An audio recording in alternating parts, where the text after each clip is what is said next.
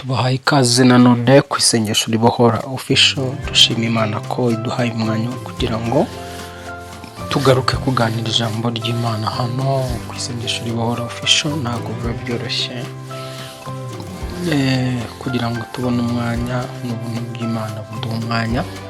Uririmbyi aririmba ngo umakanya Yesu nze nkwegere kuko umwijima ukabije. Umwanya tuwubona tuwuhawe n'Imana. Imana ishimwe ko iduhaye umwanya rero kugira ngo tuze tuganire nawe ikaba iguhaye umwanya wo kugira ngo ufate umwanya wo gufungura ano audio kugira ngo wumve ijambo ry'Imana no ku isengesho ribohora official. Ikaze rero ku bakunzi bacu, kuri mwe mwakoze sabone cyangwa subscribe, muba mutegereje ko tubazanira ijambo ry'Imana, tubazanira amasengesho. Hano twigisha ijambo ry'Imana, tukigisha n'uburyo bwo gusenga. Imana ishimwe rero, uhaje nta gihombo ufite kuba uri muri uyu mwanya. Ni umwanya mwiza ubasha guhura n'imbaraga z'Imana zikagura kwizera kwawe. Ni umwanya mwiza ubasha guhura n'imbaraga z'Imana zigusubizamo intege, zikagukomeza. Ni umwanya mwiza ubasha guhishurirwa uburyo bwo gusenga, uburyo bwo guhagararana n'Imana yawe no kugendana n'Imana yawe. Ikaze rero, Imana iguha umugisha, Imana ikugirire neza. Nawe ari ubwa mbere uje hano ku isengesho ribohora official, nawe tuguhaye ikaze. Imana iguha umugisha, Imana ikugirire neza. Nyuma y'ijambo ry'Imana, nyuma y'isengesho, ntuze kugenda udakoze sabone cyangwa subscribe kugira ngo ubutaha utazadushaka ukatubura ntutubone. Data, mu izina rya Yesu Kristo, tuguhaye amashimwe, tuguhaye icyubahiro, tugushyize hejuru, kuduhaye umwanya wo kugira ngo tuganire n'abantu bawe mu izina rya Yesu Kristo. Abo uba washatse ko batwumva bagerwaho n'iri jambo ryawe, bagerwaho n'ubutumwa bwiza, turasenze kugira ngo buri wese washatse ko iri jambo rimugeraho mu izina rya Yesu ntirimusige uko ari bube yaryumvise, ahubwo rishorera imizi mu mutima we.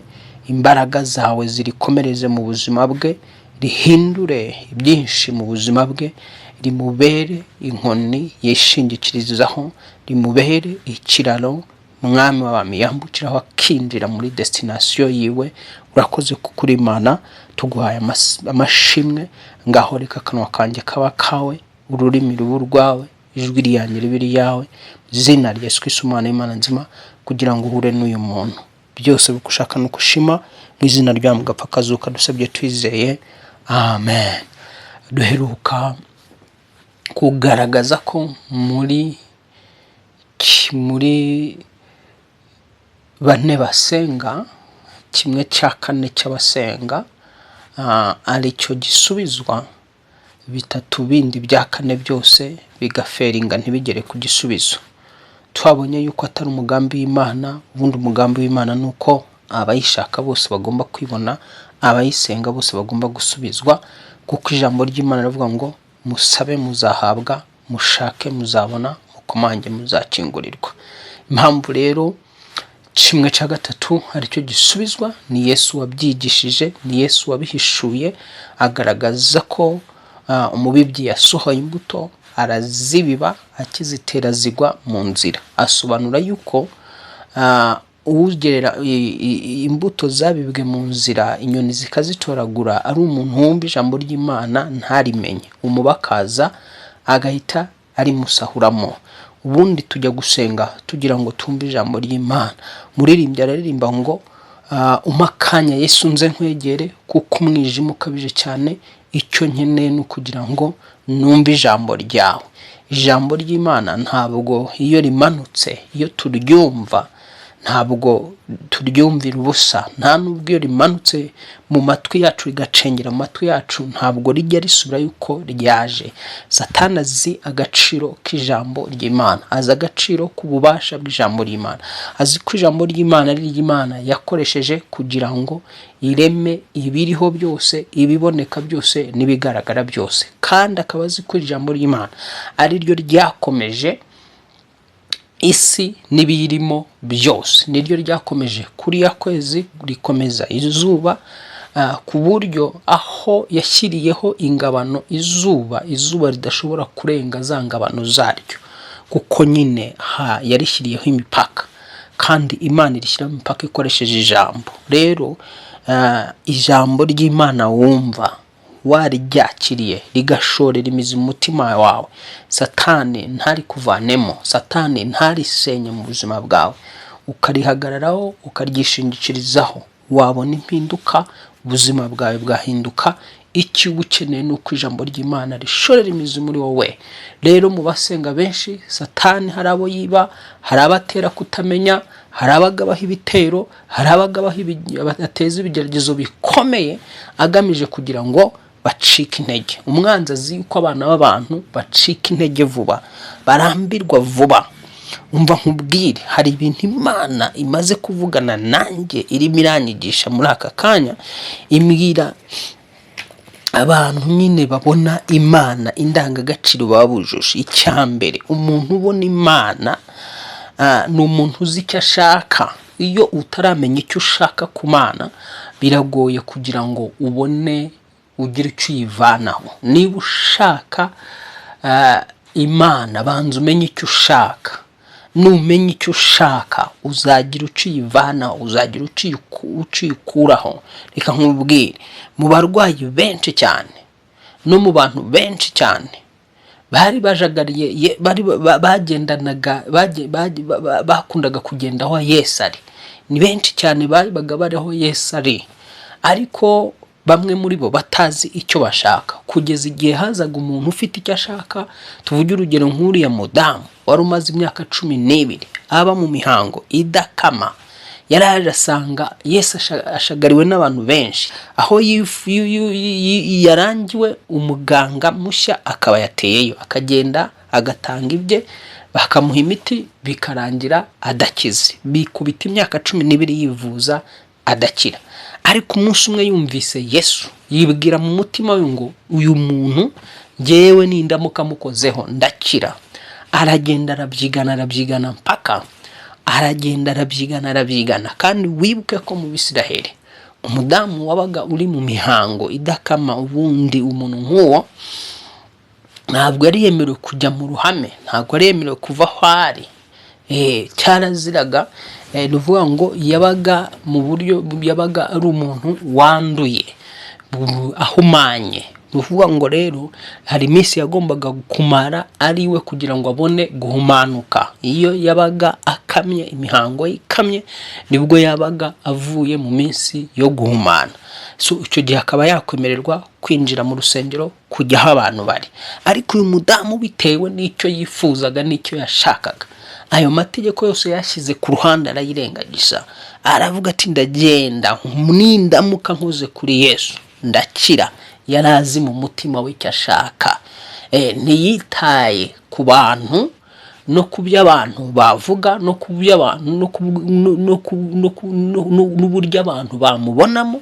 We mu mutima we yari afite icyo ashaka. Yesu abonwa, umuntu ubona Imana, Imana ibonwa mu bitangaza byayo. Niba ushaka igitangaza cy'Imana, igitangaza cy'Imana kibonwa n'umuntu uzi icyo ashaka.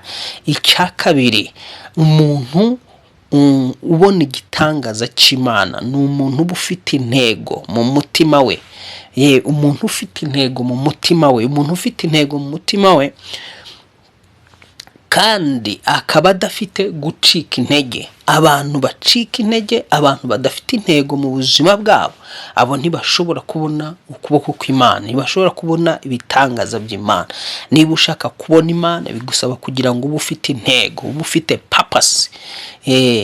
Wowe ube ufite purpose. Kama huna purpose ndani yako, kama huna kusudi ndani yako, hawezi ukapata muujiza kutoka mbinguni. Ili upate muujiza kutoka mbinguni, lazima uwe na purpose. Ni ngombwa kuba ufite intego. Niba ushaka kubona ibitangaza by'Imana, gira intego mu buzima bwawe. Ikindi, irinde gucika intege.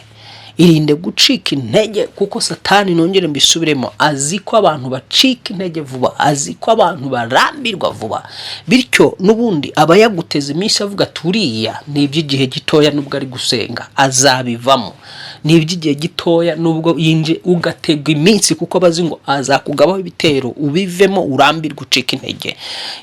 Ikindi cya kane cy'ingenzi, Imana ibonwa, cya gatatu cy'ingenzi, Imana ibonwa n'abantu batemerera kumanika amaboko imbere y'umwanzi wabo.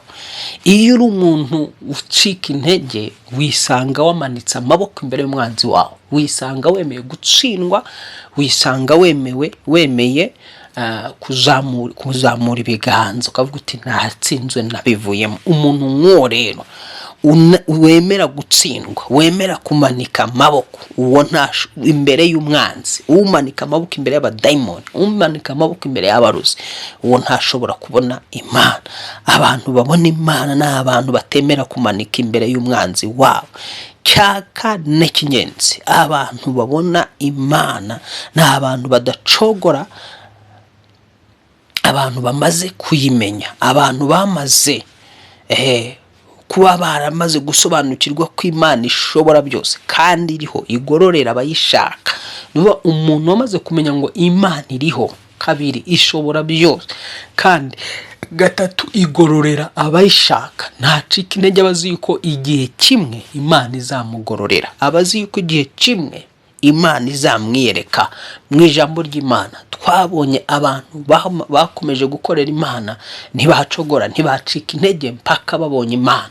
Tubona nk'umugabo Zakariya, tukabona n'umugore we Elizabeth. Ijambo rirambwira ngo bari abasaza, barinze basaza, ari abakiranutse ndetse ari n'inyangamugayo, kandi ngo bari bakijya gusenga, kugeza aho Zakariya yinjiye mu nzu y'Imana akubitana na marayika. Amaze imyaka myinshi ari umusaza, umugore we ndetse nawe ari ari umukecuru ushaje cyane. Basengaga Imana badafite gucika intege, badafite gucogora, ariko ngo nta mwana bari bafite. Sinzi, ntabwo Bibiliya igaragaza ngo bari barazize imizimu, bari barazize abarozi, bari barazize abadayimoni. Oya, icyambere ijambo riratubwira ngo bari abakiranutsi, kabiri ikatubwira ngo bari inyangamugayo.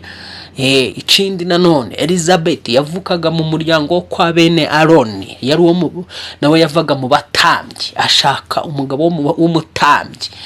Urumva ko abo bantu nta nakarande bari bafite, ariko igihe bisanga bagize ikibazo cy'ubugumba, ariko mu gukomeza gusenga Imana no kudacogora kwabo, igihe kigeze bahabwa umwana w'umuhungu witwa Yohana uzababera ibyishimo. Umva nkubwire rero, iyo ugomba gusenga Imana udafite gucogora, udafite gucika intege. Kubacika intege ntibashobora kubona Imana. Nuvuga ngo gucika intege igisobanuro cyo kuba utaramenya Imana, kumanika amaboko igisobanuro cyo kuba utaramenya Imana, kwemera gutsindwa, kwemera kunanirwa igisobanuro cyo kuba utaramenya ibyo urimo, utaramenya niyo Mana yawe. Imana rero imenywa n'abantu bamaze kuyimenya ko ishobora byose kandi iriho, igororera abayishaka. Abo rero babiteguye gukomeza gukombata, yani wanaendelea kushindana na kupigana na kuomba bila kukoma, bakomeza guhatana, bagakomeza bakarwana mu buryo bwo gusenga no mu buryo bwo gushaka Imana, kugeza igihe bageze ku bisubizo. Ikindi cyanyuma cya gatanu, Imana ibonwa n'abantu bahozaho, abantu bahozaho, abantu basenga buri munsi. Umva ukuntu Abatesalonike 5:17, Abatesalonike ba mbere igice cya 5:17 handitse ngo musenge ubudasiba. Ushabwa gusenga ubudasiba, guhozaho. Igihe ubonye Satani akugabye ibitero byinshi, wari urimo urasenga cyangwa umaze kugusengera, wari uzi yuko bihita bicamo, Satani agahita kugabaho igitero. Bivuze ngo ikirero, ntabwo bivuze ko nta kintu Imana yakoze, ahubwo Satani aba yabonye ngo uyu muntu agiye kwakira igisubizo, none ni kubera iki ni gute nakiburizamo, agakaza umurego, agateza ibintu runaka, agateza ibibazo bitandukanye bitandukanye kugira ngo utagera ku gisubizo, kuko babona yuko igisubizo wacyakiriye. Ubigusaba iki rero? Nabigusaba kwiyongeramo imbaraga, ahubwo ukongera ibihe byo gusenga, ukongera ibihe byo gusenga. Yesu tubona mu gihe yaragezemo cyo kugira ngo yitange ku musaraba, niho yongera ibihe byo gusenga. Yarebaga imbere, akareba umusaraba, akareba uburyo agiye kubabazwa, akareba ukuntu agiye kumanikwa ku giti, akareba ukuntu bagiye kumujomba imisumari, bagiye kumukubita imikoba, bagiye kumucira amacandwe, bagiye kumukurubana hasi, akareba ukuntu bagiye kumubamba. Yabona ibyo byose rero, yabona ukuntu bimeze, yareba ukuntu urugamba rugiye gusara, rukomeye cyane. Nibwo rero yongeraga ibihe byo gusenga, ndetse akaza agasanga abigishwa basinze, akabwira ngo mwananiwe kubana nanjye nibura isaha imwe. Bishatse kuvuga ngo rero yakeshaga amajoro asenga muri biriya bihe, uko yabonaga urugamba rwari rukomeye. Iyo urugamba Yesu yabonaga ari urugamba rukomeye, rushobora kumuhinyuza, rushobora gutuma atagera ku ntego, rushobora gutuma atagera ku ntsinzi, bisaba kugira ngo yongere ibihe byo gusenga. Biriya byose yabikoraga kugira ngo yigishe wowe, iyo ibitero ubona bikabije, iyo intambara ubona zirimo ziragenda zigwira, ni iki cyo gukora? Icyo kiba ari cyo gihe cyo gusenga. Iyo ubona imibabaro irimo gusatira, icyo nicyo gihe cyo gusenga. Krizi irimo iragenda ikomanga, indwara zirimo zirashaka kuza, icyo nicyo gihe cyo gushaka Imana. Icyo nicyo gihe cyo kongera ibihe byo gusenga, ugasenga ubudasiba, nk'uko Abatesalonike ba mbere igice cya 5:17 havuze ngo musenge ubudasiba. Ni ijambo rigufi cyane, uwo murongo uba mugufi cyane muri Bibiliya, ngo musenge ubudasiba. Icyo nicyo gihe cyo gusenga udasiba. Iyo ushyizemo tamoro, ugashyiramo ka pose, aho ngaho rero muri iyo pose washyizemo, niho amajwi y'abadayimoni azaza akuganiriza, niho Satani azaza akwihebesha, niho Satani azaza kuganirize, akwereke mu gahe gato nk'ako guhumbya ibibazo wavukiyemo, wakuriyemo n'ibyo uhagazemo. Namara kukwereka ibibazo wavukiyemo n'ibyo wakuriyemo n'ibyo uhagazemo kano kanya, ahita agenda kuganiza avuga ati ko nta kimana yakoze, akakwibutsa amasengesho wasenze, akakwibutsa amaturo wagiye utanga yose, akayazana ati aya maturo yakumara iki, aya masengesho yakumariye iki, ibi ngibi ukora byakumariye iki. Yamara kukwereka ibyo byose, agahita kwereka rero yuko n'ubundi ibyiza nuko wabivamo, ibyiza nuko warambika amaboko, akakwereka yuko uri gutakaza igihe cyawe. Aha akwereka ko niba hari ugusengera, akaba kwereka yuko nta mbaraga afite, nta mavuta afite, cyangwa niba ubwawe wisengera, agahita kwereka yuko amasengesho yawe atumvwa, akaguca intege.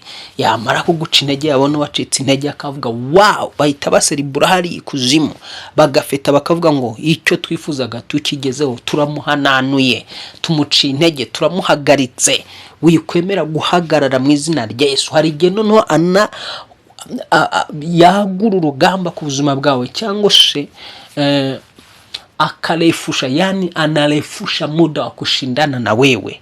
Nuvuga ngo kulefusha muda, navuga ngo nukongera igihe, akaba yakongera igihe cyo kukurwanya. Niba yari yariyemeje kukurwanya imyaka 2, 3, 5, akongeraho iyindi, akavuga ati mwongere. Tubona ukuntu Abisiraheli mu gihe cy'uburetwa bwabo babumbaga amatafari, ariko bakabaha abantu babashakira inganogano, ibyatsi byo gushyira mu matafari. Ariko umunsi Mose yabwiye Farawo ngo nareke ubwoko bw'Imana bugende buve muri ubwo buretwa, bagende gukorera Uwiteka mu butayu. Nicyo gihe Farawo yongereye ibihano, ahita akuraho ubwo n'ababafashaga ibyatsi, aravuga ati n'ababafashaga baveho. Hari igihe uhura n'ibitero byinshi, ugasanga umuntu wagufashaga, umuntu wagushyigikiraga, Satana mukuvanyeho, wagusengeraga, Satana gutandukanyije nawe, waguteraga, waguhaga udufaranga runaka, wakurihiraga ishuri, wagutangiraga minirivare, yani waguhahiraga, wakwishyuriraga inzu, wagufashirizaga umwana, nawe akabahagarara. Icyo gihe ibonye, icyo gihe ibyo bintu bimeze bityo, icyo nicyo gihe cyo gushikama, ahubwo ugahamagara Imana, kuko Imana ibigiye gucingura inzugi, ibigiye kukwiyereka, ibigiye gukora ibitangaza, ibigiye guharura inzira utigeze ubona. Kiba ari cyo gihe cyo gusohoka mu butayu. Iyo urambitse ugacika intege ubuheramo, ariko icyo gihe yongera ibihe byo gusenga, nturambike, ntucike intege, uhita utabarwa vuba. Impamvu rero abantu batinda gutabarwa harimo niyo nimwe yo kuba bacika intege, bakabirambika bagashyiramo pause, bashyiramo pause, ubwami bw'umwijima bukaza bugakaza ibibazo, bugakomeza ibibazo, yani wanakaza vifungo, wanaongeza nguvu tena za kukufunga. Ugasanga ubwami bw'umwijima bwongereye umurego, bwongereye imbaraga zo gukomeza cya kibazo waruhagazemo. Noneho cya kibazo ugasanga noneho zakikudanangiriyeho kugira ngo kidacika. Iyo usubiye inyuma ho gato, iyo urambitse ugacika intege, ukarambika ukavuga uti baye mbihagaritse, Imana izabikorera mu gihe gishakiye, icyo gihe ubwami bw'umwijima bwawe sawa, nicyo twashakaga. Buhita bugenda bugakaza ingoyi, bugakaza ikibazo, bugakaza ibihe bibi wacagamo, akavuga ngo n'ubundi ntazigera bivamo. Niba wari waraboshywe no kutabyara, baraguteje ubugumba, bagahita babukomeza. Niba ari kirize, bagahita bayikomeza. Niba ari iki, wenda ari ubukene warwanaga nabwo kugira ngo usohokemo, bagahita babukomeza. Niba ari indwara warwaraga, wari urimo urasenga kugira ngo Imana igukize, ugeza ucika intege ukarambika, bahita bayishimangira, bakayikomeza, bagashyiraho ibihindizo by'ibyuma, bakayishyigikira kugira ngo itazigera iva mu mubiri wawe, kuko wacitse intege, kuko wacogoye. Niba warwanaga no kugira ngo uve mu busiribateri, igihe kikagera ugacika intege, ugacogora, ukagwisari mu mutima wawe, ukavuga uti ibi bintu reka mbe mbirambitse, n'undi nta musaruro. Wenda niba hari amaturo watangaga, ayo maturo ariyo yakurengeraga, ariyo yagushigikiraga mu byo ukora byose byiza, byitwa ko ari byiza, ari ituro rigufasha, baguca intege ukabireka. Ariko ijambo ryavuze ngo mwe gucogora gukora neza, Abagalatiya 6:9 haravuga ngo ni mwe gucogora gukora neza, kuko nimutagwisari muzasarura. Reka masome aho ngaho niko avuga. Abagalatiya, igitabo cy'Abagalatiya, Abagalatiya 5:6, Abagalatiya 6:9, ntahavuga uko hatari. 6 nari mavuze mu mutwe ntahasomye, ariko noneho reka masome. Handitswe ngo twe gucogora gukora neza, kuko igihe nigisohora tuzasarura nitutagwisari. Ngo kuko igihe nigisohora tuzasarura nitutagwa isari. Hari igihe cyategetswe n'Imana kikurindiriye imbere hawe, kikurindiriye mu mwaka ntazi, mu kwezi ntazi, ku munsi ntazi. Imbere yawe hari umunsi utazi, hari umwaka utazi, hari ukwezi utazi. Imana yategekeye ko uwo mwaka n'umunsi n'ukwezi n'icyumweru ari cyo ugomba gutabarirwamo, ari cyo ugomba gukiraho ubwo burwayi, ari cyo ugomba kubohokeramo ubwo bugumba, ari cyo ugomba kubohokeramo ugasohoka mu gisiribateri. Hari igihe ntazi, utazi, ukwezi ntazi, itariki ntazi, umunsi utazi. Imana yategekeyemo gusohorwa ukava mu bukode ukinjira mu nzu yawe, gusohorwa ukava mu bukene nawe ukaba umutunzi, gusohorwa ukava mu gisuzuguriro nawe ukambara icyubahiro. Hari igihe cyategetswe cyo kwamburwa isoni zose zagukoze mu bihe bitandukanye, mu minsi itandukanye. None icyo gihe rero Satani akombata icyo gihe, kuko warabizi ngo we nta kinazi ko Imana isubiza. Satani azi ko Imana ikora, azi ko ikora ibitangaza, kandi azi yuko amasengesho dusenga agira ku Mana, kandi akaba azi yuko aba agomba gusubizwa. Bityo rero hari igihe akufighting, ayani anapigana akishindana na wewe, ili kiwezekana ule muda ulio tayarishwa na Mungu ukifika, ufike ukiwa umeanguka. Satani arwana no kuvuga ngo afightinga no kugira ngo cya gihe cyategetswe n'Imana ni kizagere warabivuyemo, kizagere waratsinzwe, kizagere waramanitse amaboko, Imana warayitaye. Ndagira ngo mvugane n'ubugingo bwawe, ndagira ngo mvugane n'umutima wawe, ndagira ngo mvugane nawe wowe unteze amatwi. Nicyo gihe cyo kwambara imbaraga. Wireba ibyo Satani avugana na wikumva ibyo Satani akubwira. Satani ni umubeshyi. Ijambo ry'Imana rivuga yuko avuga ibinyoma, nashaka no kuvuga avuga ibinyoma, ni se w'abanyabinyoma, nta kizima namba yaza ngo akubwire mu matwi yawe. Satani ashobora kuza akakwegera akavugana nawe, ukitekerereza ibyo utekereza, ukibwira ngo ni ibitekerezo byawe bwite, kumva umwuka we wagusuye urimo urakuganiriza. Uzabwirwa n'iki ko Satani yagusuye? Ni igihe wicara ukigunga, cyangwa ukaba uri no mu nzira urimo uragenda ukagenda wibazaho ibitekerezo, no kwa kundi ugenda wibaza cyane bikarangira wumva ucitse intege, bikarangira wumva iby'Imana wabihagarika, bikarangira wumva wihebye, kwiheba kukakubana kwinshi, bikarangira ubona ko nta gisubizo gihari, none ukaba wanabivamo burundu. Icyo gihe nutangira kumva ucitse intege ugiye kubivamo, menya ngo wari wasuwe na Satani. Satani niwe wari wakuganirije, Satani niwe wari urimo urakuganiriza, si wowe ubwawe wiganirizaga. Iyo umuntu kugita umuntu wamenye Imana, iyo ari kwibwira, iyo ari kwitekerereza ubwe, akibaza ibibazo, akibaza ibintu byinshi, nyuma n'ubundi iyo abuze igisubizo birangira avuga ati reka nkomeze mpungire ku Uwiteka. Uwiteka afite igisubizo. Ariko iyo utekererezwa n'umwanzi birangira ucitse intege, ukarambirwa, ukabivamo iby'Imana, ukabireka gusenga, ukabireka ibihe wasengaga ukabigabanya. Ujye umenya ngo ngaha ni umwanzi wankombase anca intege. Bibaye byiza rero wajya umubwira ngo mva inyuma Satani. Noneho Satani ashobora no kuganiriza adaciye muri wowe, bigaca mu muntu akaza akaguca intege, kazajya akubwira ati ariko se ibyo bintu uzabivamo. Ubwo rugo urumva rufate umuntu akakuganiriza byinshi, wamara kumubwira ibibazo byawe n'ibiki, bikarangira akubwira ati ibyo bintu bireke, njye nabivamo ndi wowe, njye nabireka. Urizirika ku bintu nk'ibi, wizirika ku biki, ugasanga guciye intege. Hakaba haza n'uwaza akakurangira kugana iyi miti, imbaraga z'imiti. Hari abadayimoni bakorera mu mbaraga z'imiti, cyane cyane imiti imwe n'imwe ya Kinyarwanda. Hari imyuka mibi ikorera mu mbaraga z'imiti, iyo mu bapfumu, imiti ibanza gutongerwa, igasengerwa mu buryo bw'abadayimoni, ikavugirwaho amagambo mu buryo bwa Satani, ikavugirwaho amagambo mu buryo bw'imbaraga z'umwijima.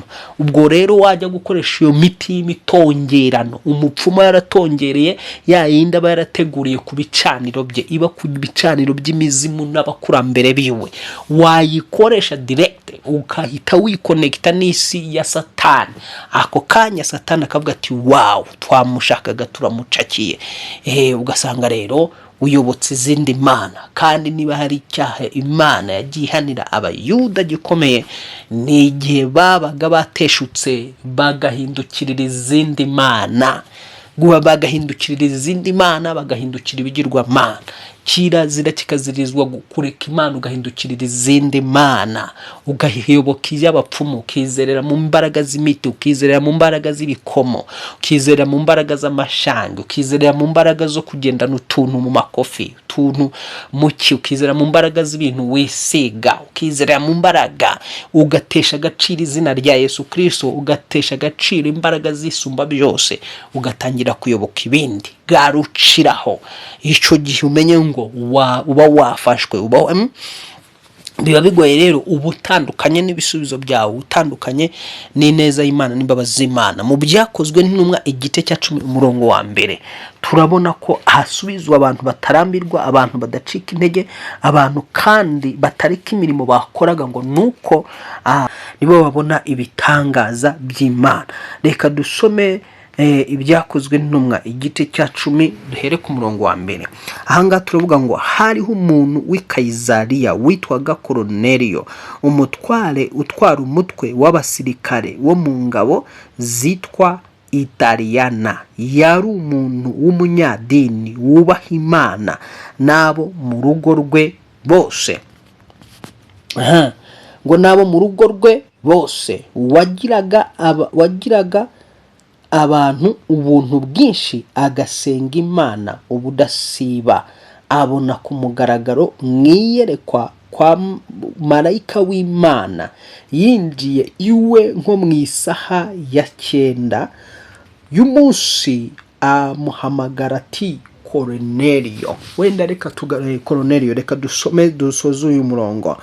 Ngo aramutumbira, aramutinya, aramubwira ati niki mwami? Aramusubiza ati gusenga kwawe n'ubuntu bwawe byazamukiye kuba urwibutso imbere y'Imana.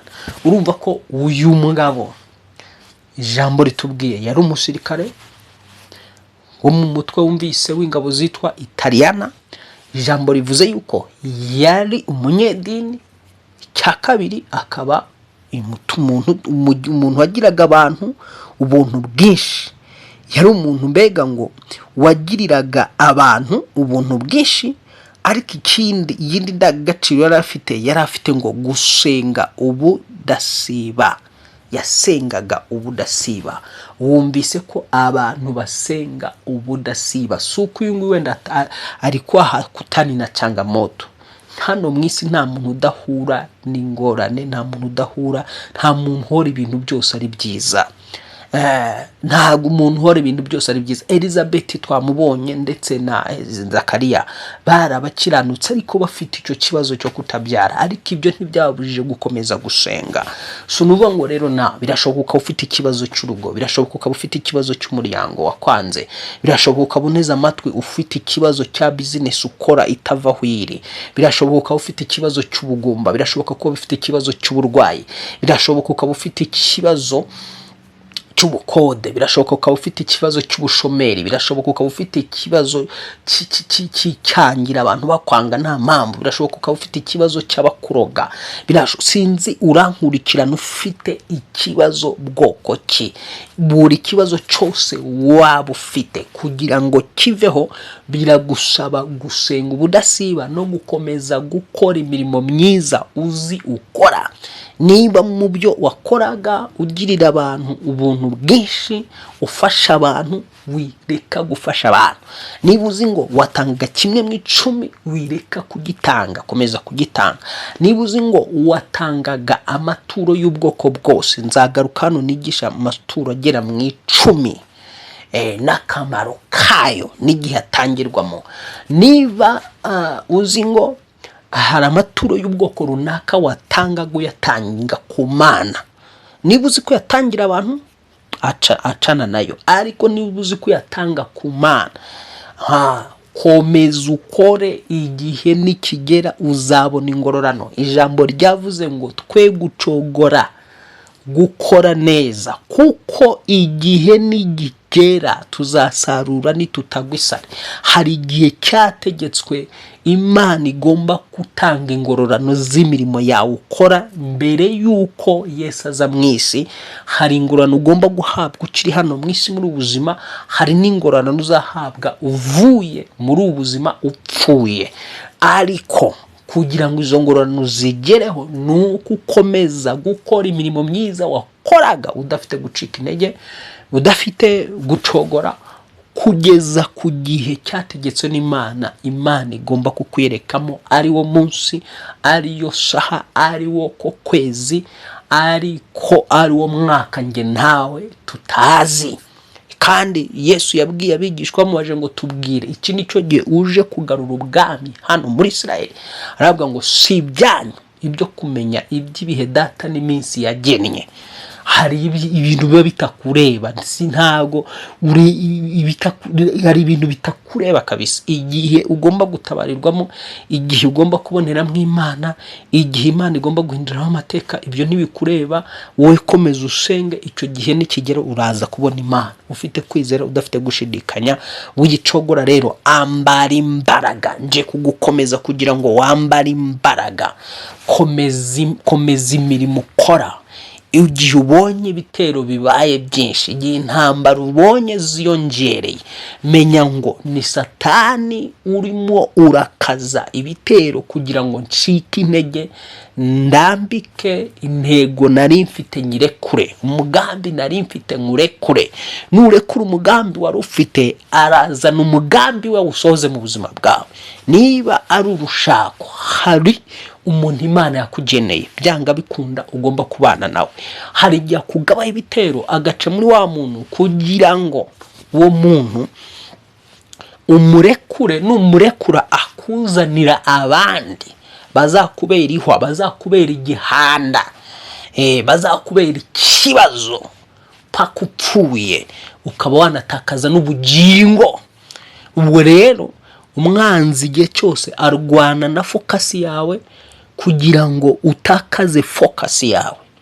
Arwana n'imbere hawe, arwana n'ikintu ababona kiba kiri cyiza imbere yawe, cya cyiza abona imbere yakavuga ati simwemera, reka mugabe ibitero acika intege acogore. Reka rero nsoreza hangaha, pfukama nsengane nawe, pfukama nsengane nawe. Niba kandi utari ahantu hakwemerera gupfukama, aho uri hose wahumiriza, cyangwa se niba uri ahantu utemerewe guhumiriza, aho waba uri hose, pfukama nsengane nawe. Imana yongere kuguha imbaraga zo gukomeza imbere, yongere gutiza ishaka n'umurava, yongere iguhe ubushobozi bwo gukomeza gufokasinga imbere hawe no kufuka yawe, kuko Satani ashaka kurekura. Mu izina rya Yesu nsengeye umutima w'uyu muntu Satani yakombataga, imyuka mibi yarwanyaga uyu muntu, Satani agamije kugira ngo amuce intege, amucogoze.